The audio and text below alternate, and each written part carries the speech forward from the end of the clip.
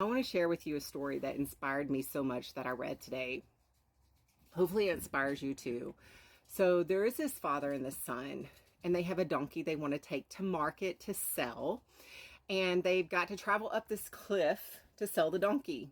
So, they get everything together and they're about to travel up the cliff. And a group of people look at them and said, "What are you doing?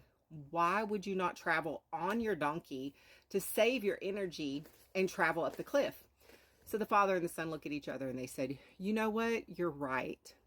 So the father puts the son on the donkey to travel up the cliff to save their self-effort, right? So they start going up the cliff and they meet another group of people.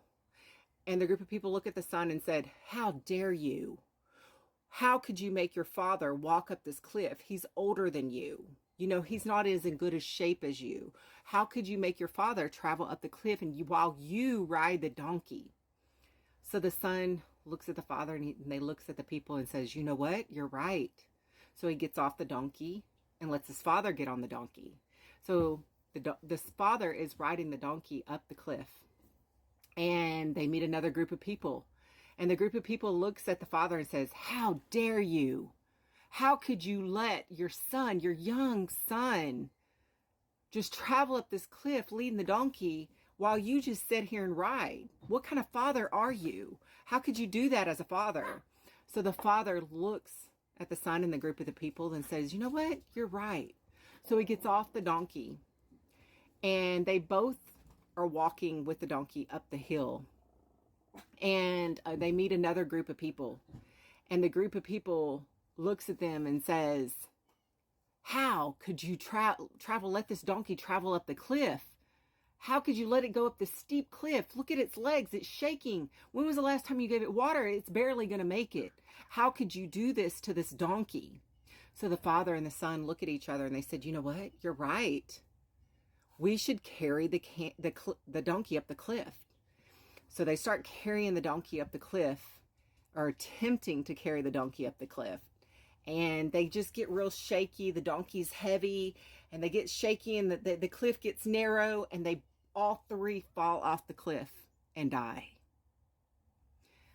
The moral of this story is said was you letting the opinions of others manage your life will eventually kill you.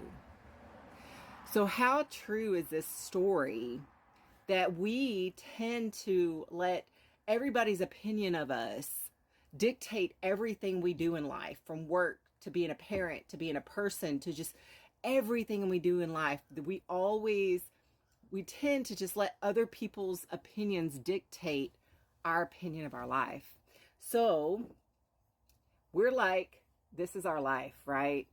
Our life is here, right? And what I gathered out of everything that I was reading today is God wants to be the protection of our life, right? He wants us to give him everything. He wants to cover us in our life. He wants to put on a shield of protection, an armor of God for our life, right? So when people's opinions start coming at us, right? We tend to, they bounce off of us. We're not worried about other people's opinions, right? We're not worried about how people are affecting us because we've got the shield of protection of God, right? And we're not listening to the opinions of others, right? But when we don't have that shield of protection over our life that God can provide, and people start giving us opinions, right? They start telling us that we're doing something wrong, that we shouldn't be doing it that way, that we need to be doing it this way because that's what the world says, or that's what they think that we should be able to do. What our parents' opinions matter. Our spouse's opinions matter. Really? When in reality, all these opinions are in our life to where it starts clattering and shattering. It's distracting, right? It's distracting. You can barely hear your own thoughts and you can barely hear me, right? You can barely hear God because you have the opinion of everybody in your life, right? So all these opinions are constantly dictating our lives to where they can kill us. God says, get rid of those opinions. You put back the shield of protection over your life. Put back the armor of God over your life. There's no distractions, right? God's there to protect us. We don't have the opinions of all the other people that are constantly getting into our heads, into our lives, just corroding us with everything that they think, right? Because we have the protection of God. And we start listening to other people. And it's like the little boy and the donkey and the son and the father. They listened to everybody else's opinion to where it eventually killed them.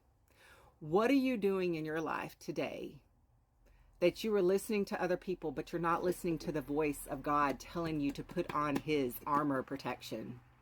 What are you doing today?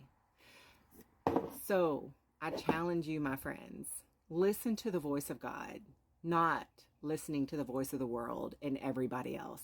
What is God calling you to do? What is God calling you to be?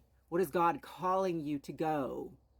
What is God calling you, period? Put on that protection of God to where we can have no more clatter and only hear his voice.